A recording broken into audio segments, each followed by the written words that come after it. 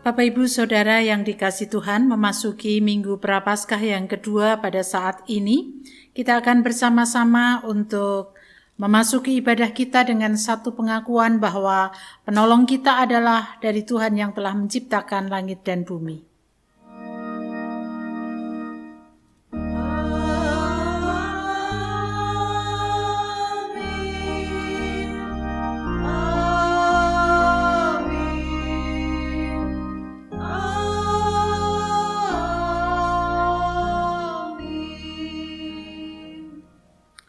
Kasih karunia dan damai sejahtera dari Allah Bapa kita dan dari Tuhan Yesus Kristus menyertai saudara sekalian.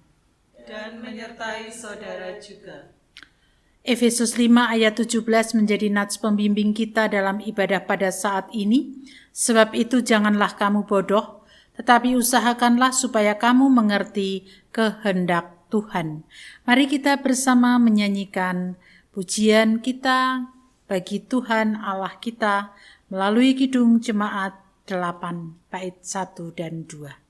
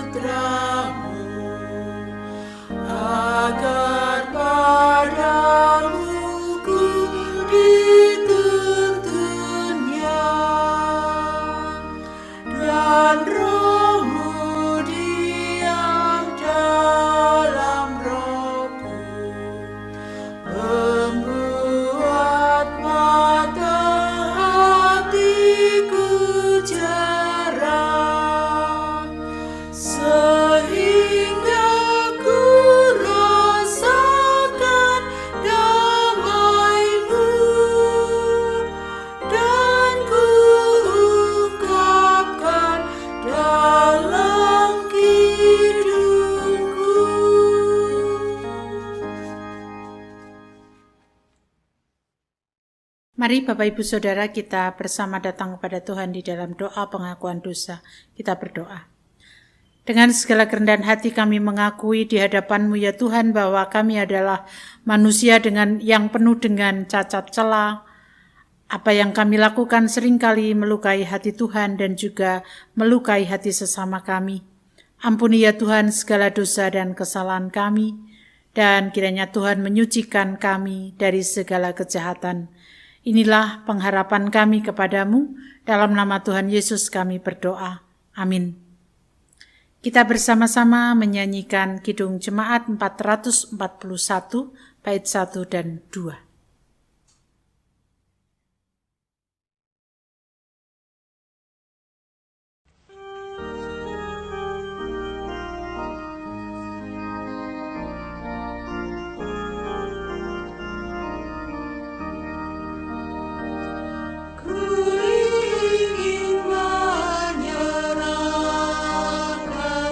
Seluruh hidupku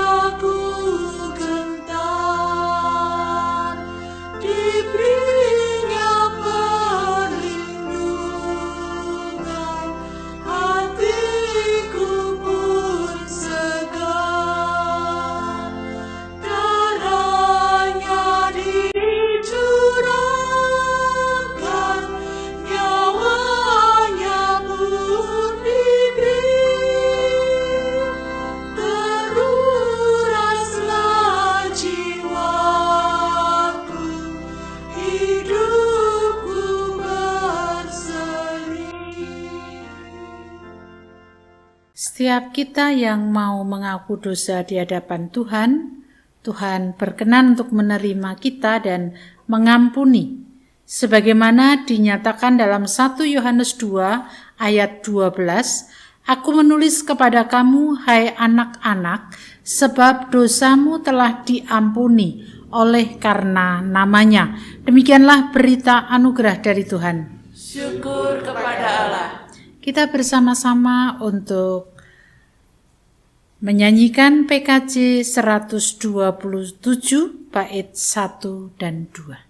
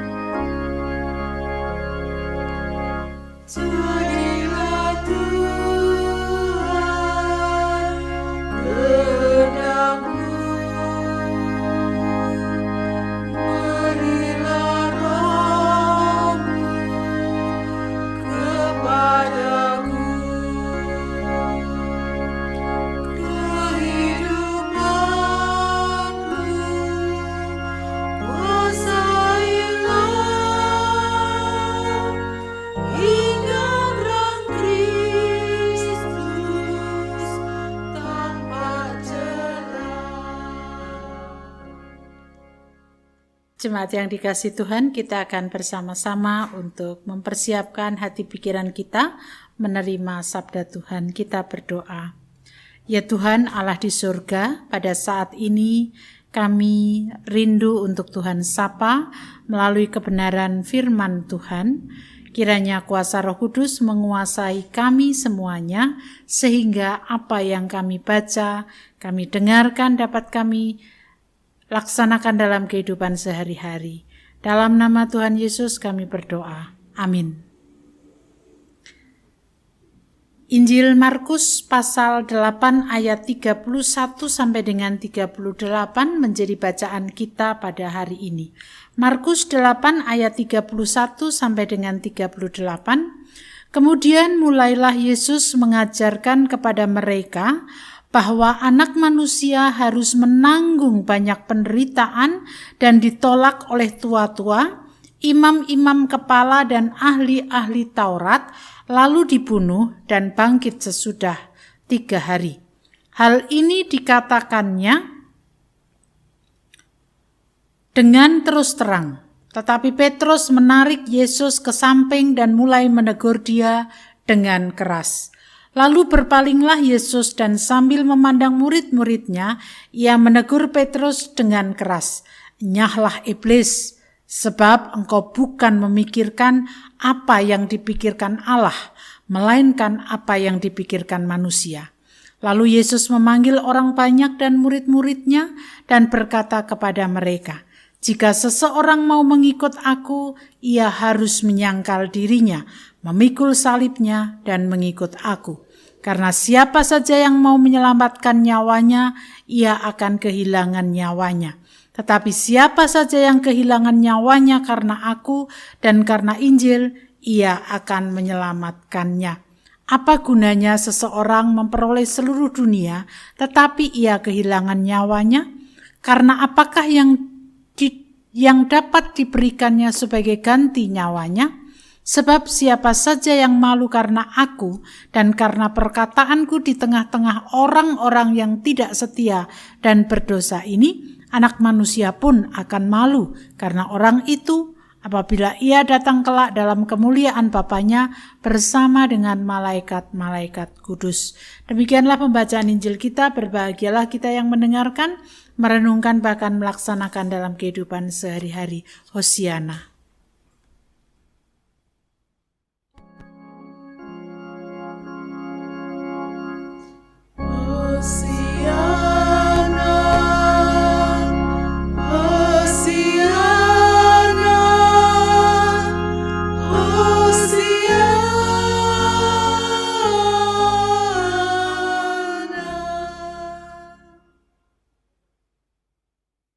Jemaat yang dikasih Tuhan,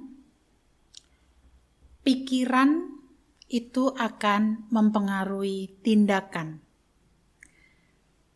Kalau pikiran seseorang sedang tidak baik, atau kalau seseorang memikirkan sesuatu yang tidak baik, maka tindakannya disadari atau tidak juga tidak baik. Sebaliknya, kalau orang memiliki pikiran yang baik, yang positif, maka itu juga akan berpengaruh terhadap tindakan yang dilakukannya. Hal ini hendak memberikan gambaran kepada kita bahwa pikiran manusia itu terbatas. Oleh karena terbatas, maka kita tidak bisa mengandalkan pikiran kita yang terbatas itu. Sebagai umat Tuhan, kita perlu menyelaraskan pikiran kita dengan pikiran Allah, walaupun itu memang tidak mudah. Bagaimana pikiran yang terbatas, tetapi kita menyelaraskan pikiran Allah yang tidak terbatas. Bapak, Ibu, Saudara yang dikasihi Tuhan, memang konteks penulisan Markus yang baru saja kita baca, ini adalah pada waktu itu orang Kristen sedang mengalami penganiayaan oleh karena kekejaman Kaisar Nero.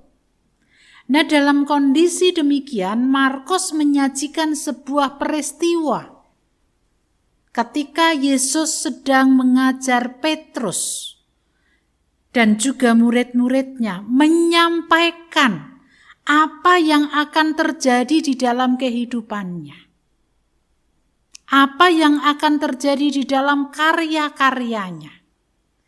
Dengan harapan ketika itu dituangkan dalam tulisan, orang-orang percaya tadi tidak putus asa, tetapi tetap memiliki keteguhan iman menghadapi situasi penganiayaan, kekejaman Kaisar Nero pada waktu itu. Bacaan kita memberikan pengajaran kepada kita bahwa penyelamatan manusia yang dilakukan oleh Yesus itu melalui sebuah pengorbanan, melalui sebuah penderitaan bahkan sampai kematian. Itulah sebabnya sebagai pengikutnya harus berani untuk menghadapi semua yang mungkin akan terjadi dalam kehidupannya. Ya, sebagaimana orang-orang yang pada waktu itu sedang mengalami kekejaman Kaisar Nero. Dan rencana Allah dalam rangka penyelamatan manusia itu kemudian disampaikan oleh Yesus bahwa dirinya akan mengalami sebuah penderitaan, kesulitan, bahkan kematian. Dengan kata lain, akan mengalami situasi yang tidak nyaman. Bapak, Ibu, Saudara, jika kita memiliki orang yang kita ikuti lalu dia katakan seperti itu, kita tahu bahwa orang itu memiliki kekuasaan yang luar biasa, ya pasti kita nggak ingin kan orang itu mengalami hal seperti itu. Maka pada waktu Petrus mendengar apa yang dikatakan Yesus, Petrus melawan dan menolaknya. Sebagaimana dalam bacaan kita pada saat ini, tetapi Petrus menarik Yesus ke samping dan mulai menegur dia dengan keras. Lalu berpalinglah Yesus dan sambil memandang murid-muridnya ia menegur Petrus dengan keras. Enyahlah iblis, sebab engkau bukan memikirkan apa yang dipikirkan Allah, melainkan apa yang dipikirkan manusia. Jadi walaupun Petrus sudah bersama-sama dengan Yesus, tetapi yang dipikirkan oleh Petrus itu bukan apa yang dikehendaki Allah. Tetapi apa yang dipikirkan oleh dirinya, apa yang diinginkan oleh dirinya. Dan itu muncul dalam sebuah sikap egois, ingin mencari selamat sendiri. Petrus berpikir bahwa Yesus dalam menyelamatkan manusia tidak perlu berkorban. Itu pikiran Petrus. Pikiran iblis kalau tadi Yesus katakan, karena Yesus kemudian katakan, nyahlah iblis. Padahal pengorbanan Yesus itu merupakan bagian yang utuh dari rencana penyelamatan Allah atas manusia. Dan pengorbanan itu merupakan sebuah risiko yang harus dialami. Nah, Bapak Ibu Saudara yang dikasihi Tuhan, ketika tulisan ini dituangkan untuk orang-orang yang sedang mengalami kekejaman Kaisar Nero, mereka diperhadapkan ini loh, bahwa Yesus untuk menyelamatkan manusia itu melalui sebuah pengorbanan yang sangat besar. Bukan untuk dirinya, tetapi untuk manusia. Dan ketika menghadapi situasi yang berat, bersediakah umat tidak memikirkan egonya, tetapi menyelaraskan dengan pikiran Allah. Dengan kata lain, kalau hal ini kemudian kita terapkan di dalam kehidupan kita, sebagai umat Tuhan, ketika kita menghadapi berbagai macam permasalahan yang muncul terus bertubi-tubi, bersediakah kita menyelaraskan pikiran kita dengan pikiran Allah? Secara duniawi, semua orang ingin hidupnya tenang, tanpa masalah. Tetapi dalam pikiran Allah, masalah itu bisa menjadi sebuah sarana untuk membawa kehidupan seseorang mengalami sesuatu yang luar biasa. Mengalami kehidupan yang lebih baik lagi. Nah, bersediakah kita menyelaraskan pikiran Allah, bukan ego kita, bukan pikiran kita. Kalau kita menjadi umatnya, kalau kita mengikut Kristus, berarti kita sudah harus terus belajar untuk menghadapi kehidupan yang nyata. Di mana ada kesulitan, di mana ada penderitaan, di mana ada bahkan penganiayaan. Kita jalani, kita lalui. Dan mencoba untuk menyelaraskan dengan pikiran Allah apa yang sedang hendak Tuhan berikan dan nyatakan kepada saya. Itu berarti kita sedang menyelaraskan pikiran kita dengan pikiran Allah. Untuk dapat seperti itu, maka kita harus menanggalkan diri kita. Kita menanggalkan ego kita dan mengikuti apa yang menjadi kehendak Allah. Mari kita terus belajar untuk menyelaraskan pikiran kita dengan pikiran Allah. Sehingga yang terwujud, kalau kita menyelaraskan pikiran Allah, yang terwujud tindakan kita pasti tindakan positif, bukan tindakan negatif. mari kita wujud nyatakan dalam kehidupan kita sehari-hari. Amin. Saat teduh bagi kita semuanya.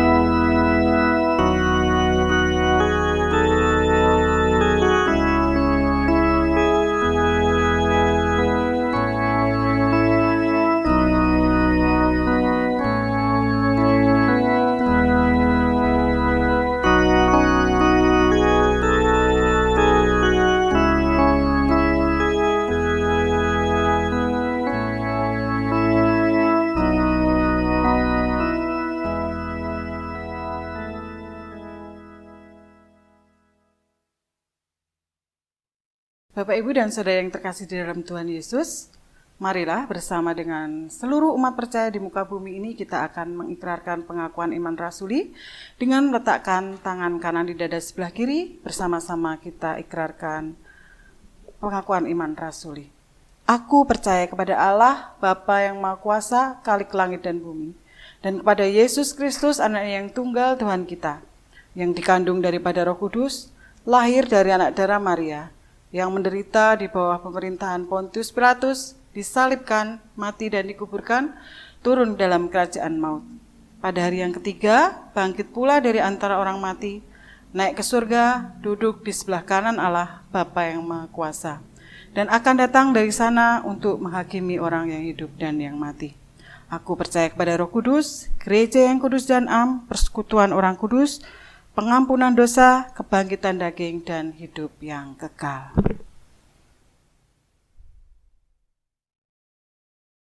Mari kita bersatu di dalam doa. Ya Tuhan, Allah di surga, Allah yang senantiasa memelihara hidup dan kehidupan kami berterima kasih ketika Tuhan terus memelihara iman kami melalui kesaksian kebenaran firman yang sudah kami terima. Kiranya Tuhan memampukan kami untuk senantiasa menyelaraskan pikiran kami dengan pikiran Allah, supaya segala sesuatu yang terjadi atas hidup kami tidak kami lihat dari sisi negatif, tetapi kami mencoba melihat dari kehendak Tuhan. Terima kasih Tuhan untuk kesaksian kebenaran firman-Mu, dan kami juga membawakan keberadaan kami sebagai umat-Mu. Kiranya Tuhan terus menolong kami supaya kami terus belajar bagaimana kami harus hidup di tengah kehidupan dunia ini, di tengah pekerjaan kami, di tengah pelayanan kami, di tengah kehidupan kami bersama dengan masyarakat, dan juga di tengah keluarga kami, agar supaya yang kami lakukan benar-benar mengikuti apa yang menjadi tindakan Tuhan. Tuhan, kami juga menyerahkan keberadaan kami sebagai umat-Mu yang harus terus untuk menjalani hidup di tengah dunia ini dengan segala pergumulan yang ada, sakit penyakit, atas diri Bapak Suratijo, atas diri Bapak Nugroho Tri Asmantio, Bapak Yusa Indra Widya Pranawa, saudara kami Mas Tias Prasetyo, dan juga saudara-saudara kami lain yang tidak bisa kami sebut, tetapi mereka membutuhkan pemulihan kesehatan. Ke dalam Tangan-Mu lah kami serahkan, kiranya Tuhan yang terus menguatkan dan menopang mereka. Keluarga yang mendampingi, Tuhan pun juga memberkati mereka semuanya. Dan kami juga berdoa bagi saudara-saudara kami yang saat ini sedang bergumul dengan berbagai macam hal terkait dengan kehidupan yang harus dijalaninya. Pergumulan itu biarlah membawa kami, menjadikan kami lebih dekat dengan Tuhan, dan membawa setiap pergumulan itu kepada Tuhan. Kami menyerahkan kehidupan bangsa dan negara kami ke dalam tangan kuasa Tuhan. Berkaryalah atas negeri dan bangsa ini. Inilah doa kami kepadamu Tuhan, kesempurnaannya kami serahkan dalam nama Tuhan Yesus Kristus yang telah mengajarkan kepada kami doa Bapa kami.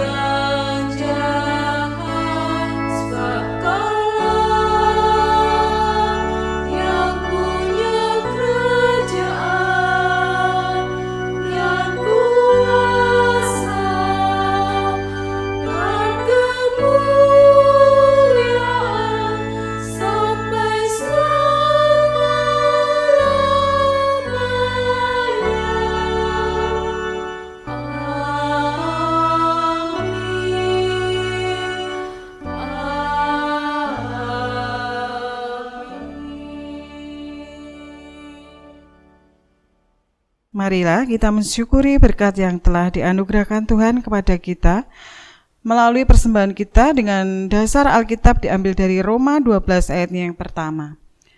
Karena itu saudara-saudara, demi kemurahan Allah aku menasihatkan kamu supaya kamu mempersembahkan tubuhmu sebagai persembahan yang hidup, yang kudus dan yang berkenan kepada Allah. Itu adalah ibadahmu yang sejati. Kita menyanyikan dari PKJ 150. Ya Tuhan, hanya inilah.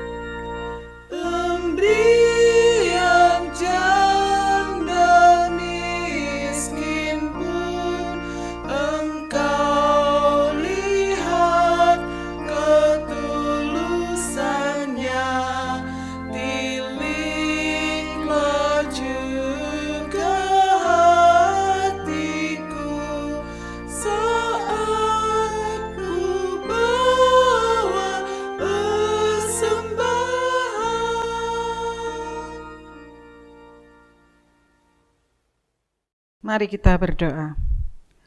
Ya Tuhan, hanya inilah yang dapat kami bawa ke hadapan-Mu. Sebagian kecil berkat Tuhan yang sudah Engkau berikan pada kami, yang begitu besar, begitu berlimpah. Sebagian kecil kami bawa dalam persembahan saat ini Tuhan.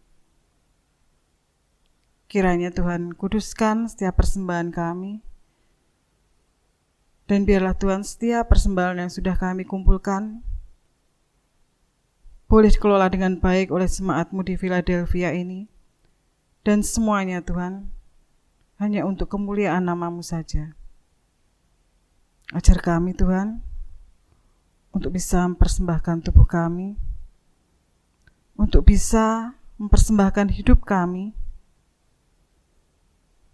untuk melayani Engkau,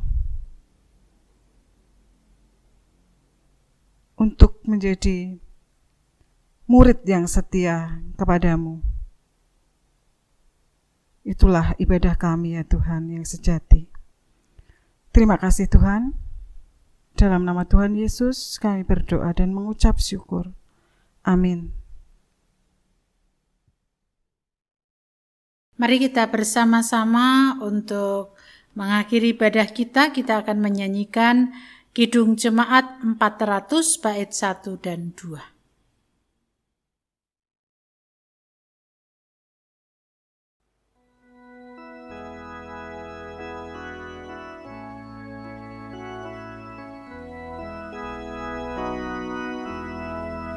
Kudaki jalan mulia, tetap doaku inilah, ke tempat tinggi dan teguh, Tuhan mantapkan langkahku. Ya Tuhan, angkat diriku lebih dekat kepadamu, di tempat tinggi dan teguh, Tuhan mantapkan langkahku.